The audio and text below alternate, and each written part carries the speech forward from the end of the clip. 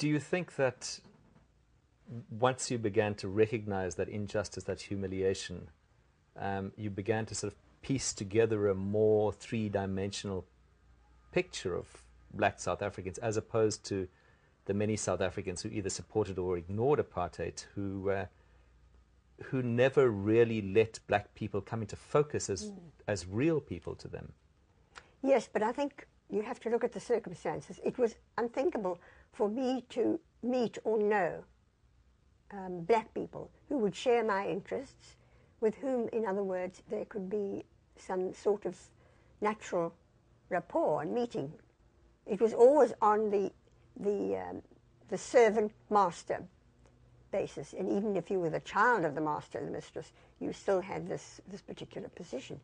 But being troubled about it, and beginning, great reader as I always was, beginning to find out that there's something called racism that existed in the world, and I was living in it, I was part of it.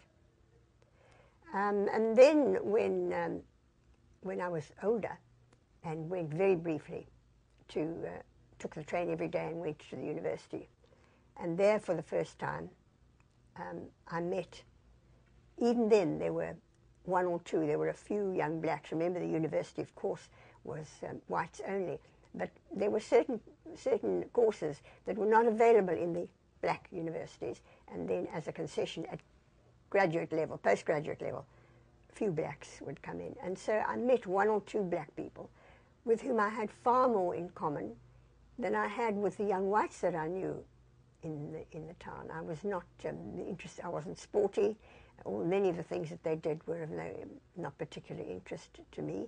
And here were young people, black, who were trying to write, who were beginning to write. So we had this enormous, not just ambition, we had this enormous approach to life and the mystery of life and social questions in our own lives. And then I began, at that age, to make black friends.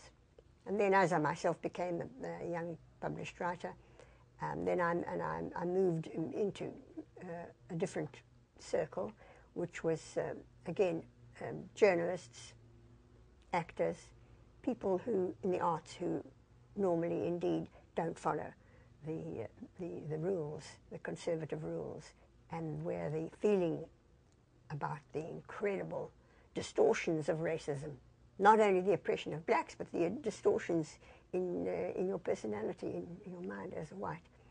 These became very much part of my life, and indeed started my way to freedom from racism, from racist ideas that I'd been inculcated at school, at home, everywhere since childhood.